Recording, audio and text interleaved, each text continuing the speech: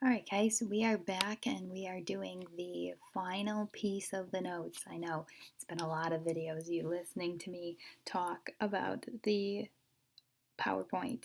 Um, what you're supposed to be working on after tonight is the short essay. Remember, plan, plan, plan. There's going to be a video on planning, going through the couple documents that you have, and then you are actually going to write it. I'm not going to grade it, but this is for your practice. Remember, this is all about practicing, keeping those skills going. And then the last little bit you have after that is to do Review Guide Unit 5 and the multiple choice, and hopefully we'll be seeing each other very soon. Um, that's it for the calendar. We are going to get straight into the notes so we can finish these up. It should be a relatively short piece here.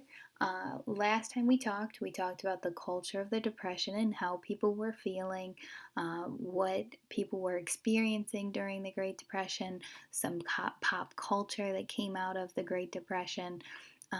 But today, what we're going to do is look at how did the rest of the government and the general public in the United States feel about the New Deal? Because we've pumped it up pretty good, saying that it's pretty awesome. I've said it's pretty awesome, but maybe not everybody felt that way. And someone in the government who did not feel that way was the Supreme Court. Uh, so, as we were looking at some of the programs passed by Roosevelt, and in particular the NRA, the National Recovery Act, the Supreme Court stepped in and actually declared that unconstitutional, said that that was an overreach of power of the president. Now, that happened more than once. The Supreme Court was really there to keep Roosevelt in check, and sometimes that meant that the programs that Roosevelt was trying to put in place didn't actually happen. Now, Roosevelt is going to say, if the Supreme Court won't listen to me, well, maybe I can fix that. And he is going to try to pass the Judicial Procedures Reform Bill in 1937. This is more commonly known as the Court Packing Plan. What FDR proposed to do was to increase the number of justices on the Supreme Court from 9, what it had been, up to 15. He also tried to set age requirements on who could be there when, and that was a little bit too much control. And he did this because the courts had declared the National Recovery Act, or the National Industries Recovery Act, and the Agricultural Adjustment Act unconstitutional. In the court, it was pending to see if the Wagner Act, that was the setting the minimum wage, allowing unions to unionize, child labor law, that was all in the Wagner Act, and the Social Security Act, that contract between ages, the setting up for the future, being able to cycle out the older end of the job market to open up jobs to the younger. They were both pending going through the Supreme Court to see if they were constitutional. FDR was worried that both of them would be struck down by the court, and he wanted to make sure the court was in line. He wanted to make sure that it was as efficient as he was being, and make sure that all of his future legislation that would help the country, in his opinion, would be passing. Uh, what happens, though, is uh, this why can't I think of the word? The proposed law, this bill had intimidated the court enough that they began to back down, and this controversial plan had failed. It's not that they stopped striking down any of the programs put into place, but they began working with FDR. But what this did to FDR's kind of namesake to the people is it loses him some political support, because he shows this bully side of him and he makes a statement of, if you're not going to listen to me, well, then I'll force you into listening to me.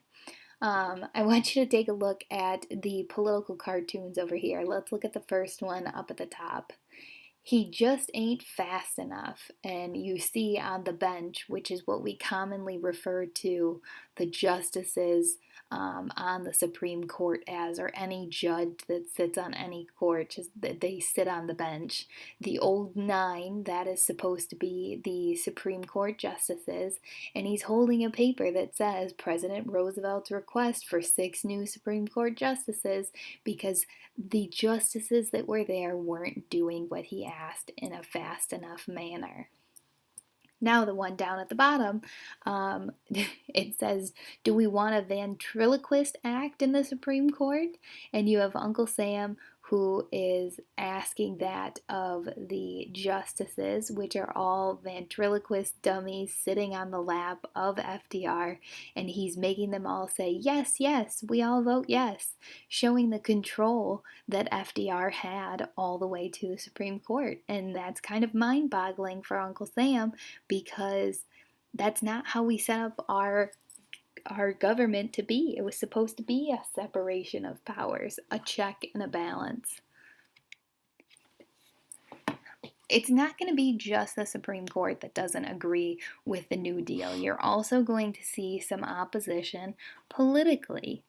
FDR gets reelected in 1936 by a landslide. There's no doubt in the people's minds that they want FDR to continue with trying to put the country back together. But he does start to begin facing criticism from some outspoken people on his programs. And one of those people is Father Charles E. Coughlin.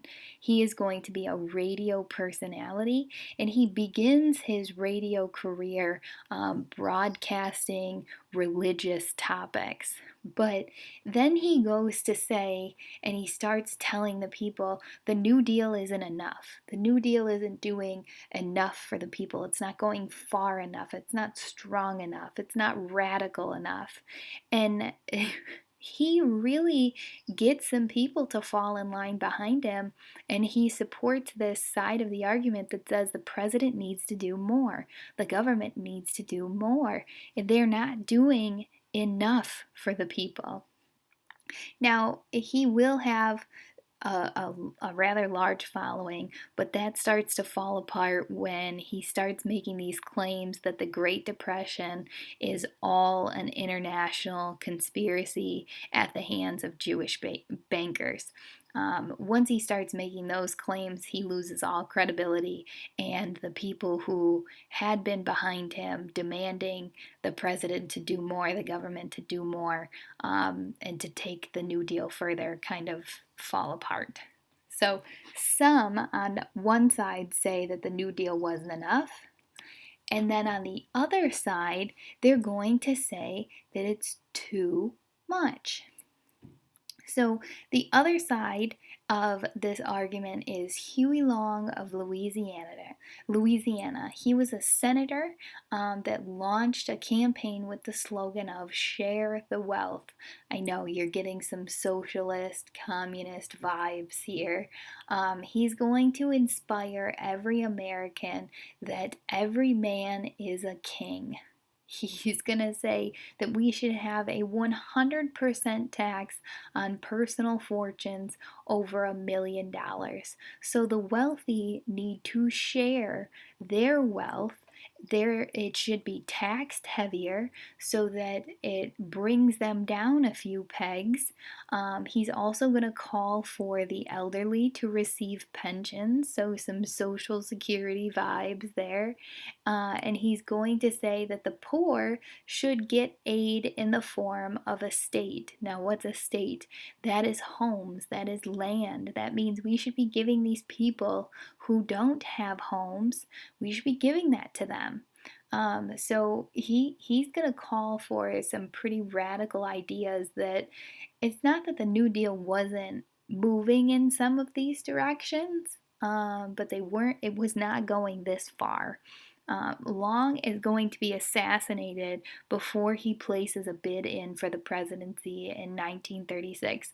And who knows, maybe he would have given FDR a run for his money. We don't really know, but that was the other side of the opposition to the New Deal there. We also have to look at what the very conservative Democrats and Republicans think of the New Deal. FDR, remember, is a Democrat, but you are going to have some Democrats and Republicans who look at what FDR is doing and say he's abusing his power a little bit too much. And that really starts after he tries to force the court packing plan to go through. The conservative Democrats and Republicans are going to oppose the New Deal because they say it's giving the government too much power. And yes, maybe now we do need to have power in the government, but there's going to come a day where we have to back it off. And they worry that too much power now might mean too much power forever. The conservative Democrats and Republicans do gain some power in Congress, and they try to end the reform spirit of the New Deal, saying that we've got to bring you down a few pegs. We've got to have you not doing as much. Maybe what you're doing is working, but we also have to try to keep in line with the Constitution. What really is going to gain FDR some opposition is when he tries to introduce high taxes on the upper class. And why he's doing this is he needs more money for the New Deal. Where is the money? It's in the hands of the rich. How do we get that out of their hands? We tax it. So he starts to make an enemy out of the upper class, but he doesn't care. He says we have to step on a few toes in order to help the many. And it reminds me of this saying that my US teacher used to say all the time. You have to crack a few eggs to make an omelet. And that's exactly the words that FDR was living by. Let's take a peek at these political cartoons on the side here. Up at the top, it's Oliver Twist, where you have FDR asking Congress, "Can I have some more, please?"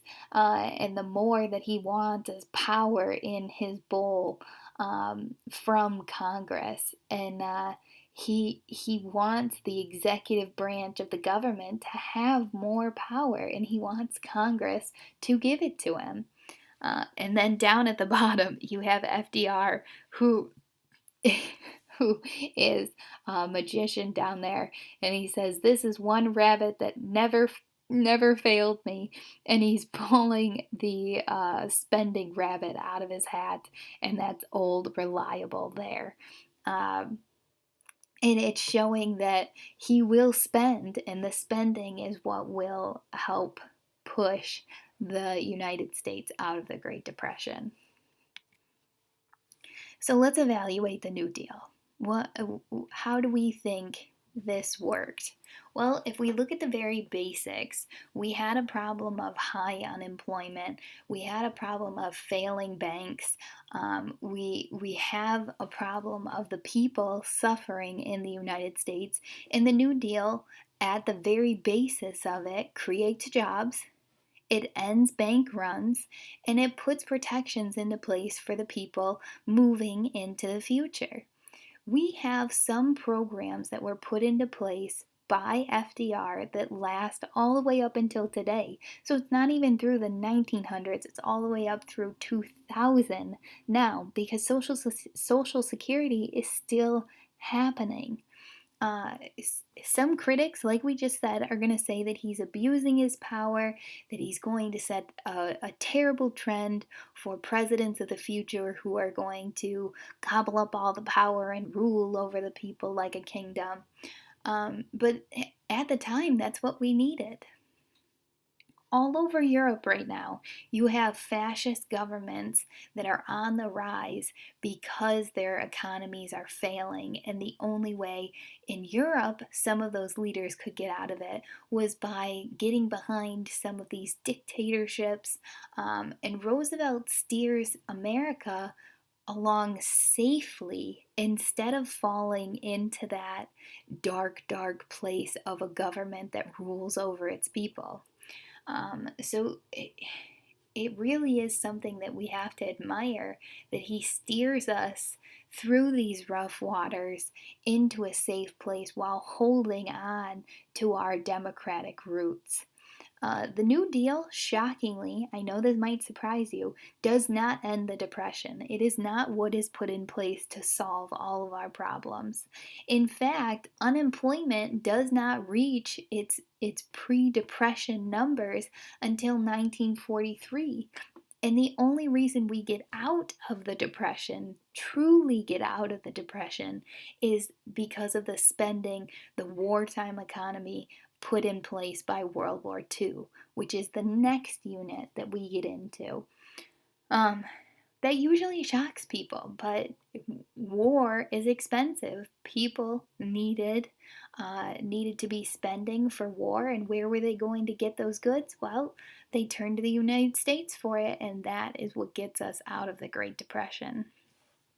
I want you to look at the political cartoon one more time, and it says it is a New Deal, and you have bank legislation, the inaugural address, the budget message, the bank holiday, the protection of gold, and he's got the four aces and a king in his hand, and that is what pushes us out of the Great Depression and into a better place, along with the spending of World War II. Now, that is the end of us for today, but I do have one quick clip. I want you to watch the last couple minutes of Crash Course so you can hear what John Green says of the New Deal and if it was successful or not. So did the New Deal end the Depression? No. I mean, by 1940, over 15% of the American workforce remained unemployed. But then again, when FDR took office in 1933, the unemployment rate was at 25%. Maybe the best evidence that government spending was working is that when FDR reduced government subsidies to farms in the WPA in 1937, unemployment immediately jumped back up to almost 20%. And many economic historians believe that it's inaccurate to say that government spending failed to end the Depression because in the end, at least according to a lot of economists, what brought the Depression to an end was a massive government spending program called World War II. So given that, is the New Deal really that important? Yes. Because first, it changed the shape of the American Democratic Party. African Americans and union workers became reliable Democratic votes. And secondly, it changed our way of thinking. Like liberalism in the 19th century meant limited government and free market economics. Roosevelt used the term to refer to a large, active state that saw liberty as, quote, greater security for the average man. And that idea that liberty is more closely linked to security than it is to like freedom from government intervention is still really important in the way we think about liberty today. No matter where they fall in the contemporary political spectrum, politicians are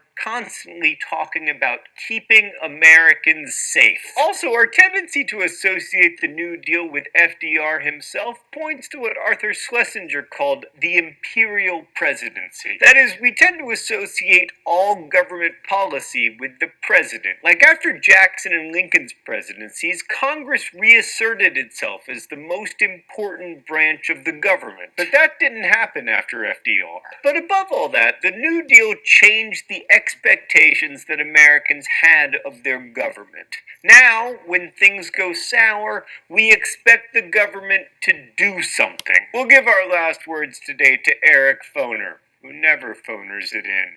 The New Deal, quote, made the government an institution directly experienced in Americans' daily lives and directly concerned with their welfare. Thanks for watching. So that message that John Green gives us there is really important to note with the New Deal. We now expect the government to step in when times get tough. And that's something that you even see today. Don't forget to be working on your short essay assignment and check out the video on planning your short essay if you need a little help. And if you need even more help, shoot me an email. Talk to you later, guys.